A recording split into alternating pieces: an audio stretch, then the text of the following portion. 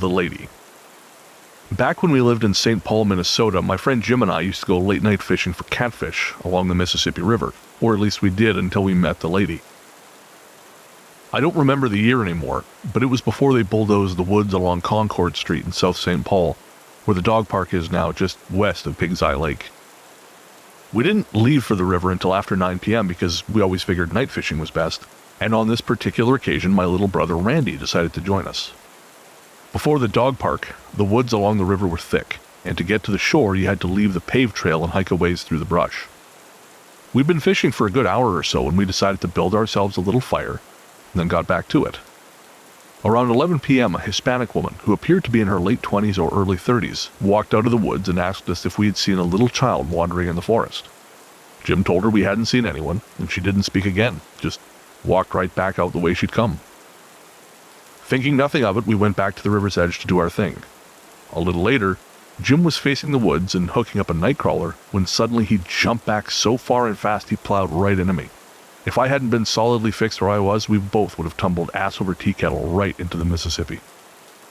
When I asked him what the hell was going on, he just stammered that we had to put out the fire, ditch the fish, and get the hell out of the woods, like, now. Randy was surprised and disappointed that we were going home, but Jim was so pale he didn't ask any questions, even when Jim collected all our flashlights and said we were going to have to navigate back to the car by moonlight. Reaching the paved trail was some relief, but Jim's mania by this point having infected all of us, no one relaxed fully till we'd made it back to the car. With the engine on and the radio playing, I finally felt secure enough to look at Jim and ask him just what the hell was going on.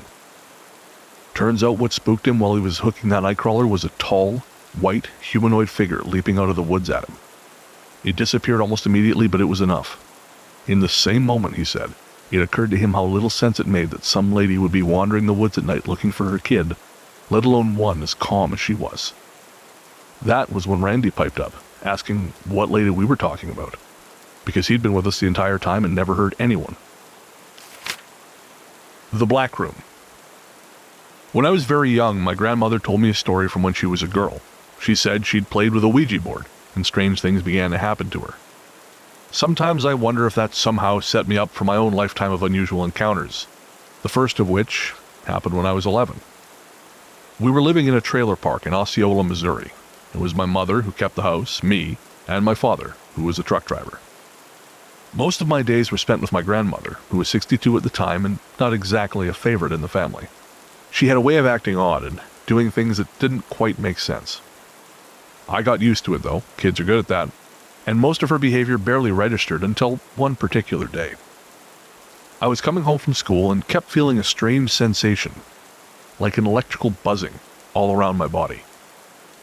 When I got home, my grandmother was sitting at the kitchen counter, a Pepsi in one hand and the ever-present lit cigarette dangling from her lip, but something seemed off. I couldn't quite put my finger on why.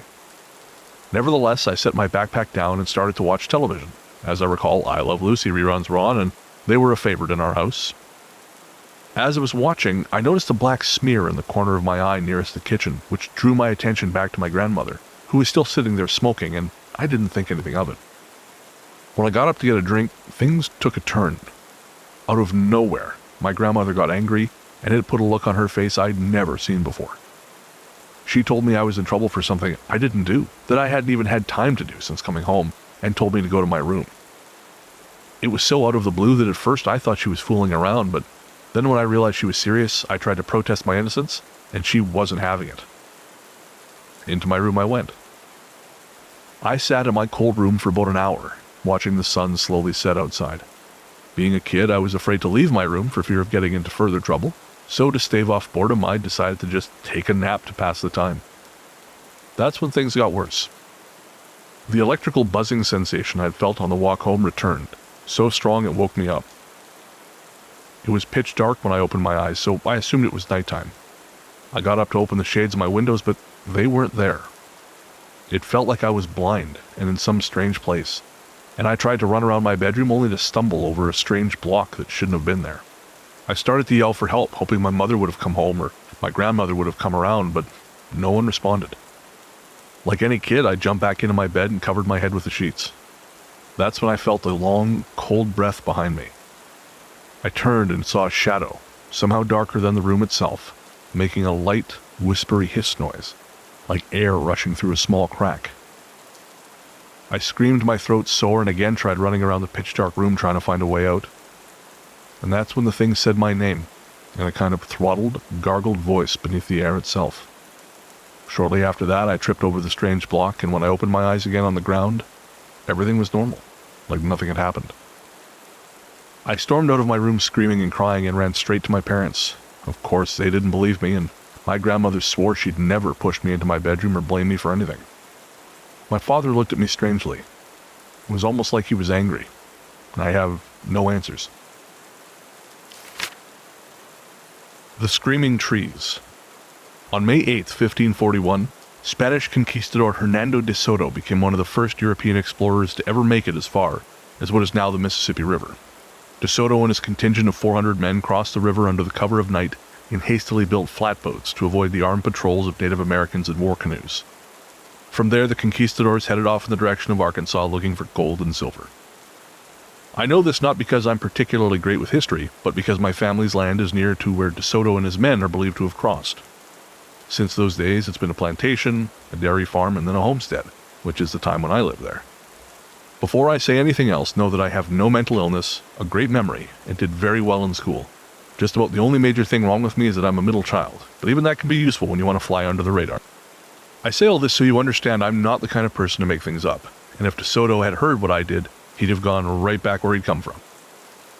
Ever since I was young, I've seen and heard strange things in the woods in my backyard. This particular story was the worst of it, but all my life those woods have bedeviled me. It was spring 2009, and I remember waking up at 3 a.m. feeling too restless to go back to bed. This wasn't unusual in and of itself. I was a regular sleeper, but sometimes had these 3 a.m. wake-ups. When the clock hit 3:15, something in the air changed. I began feeling uneasy, and my room seemed even more still than usual, and far too quiet for comfort. Then, from the woods in my backyard, I started hearing an uproar. Since I live in the country, I know what bobcats, coyotes, deer, and other animals sound like making noises. Hell, I even experienced a pack of coyotes howling. But this was different. This was screaming. I jumped and went to my second-story window, which affords me a good vantage point on the woods.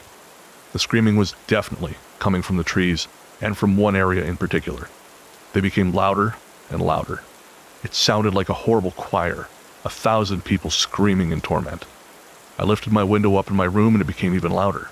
It lasted, from what I could tell, for 3 to 5 minutes, and suddenly everything just stopped. The next day I spoke with my family, and none of them had heard anything. My sister had even been awake at the time. I think about this constantly, and it frightens me to this day.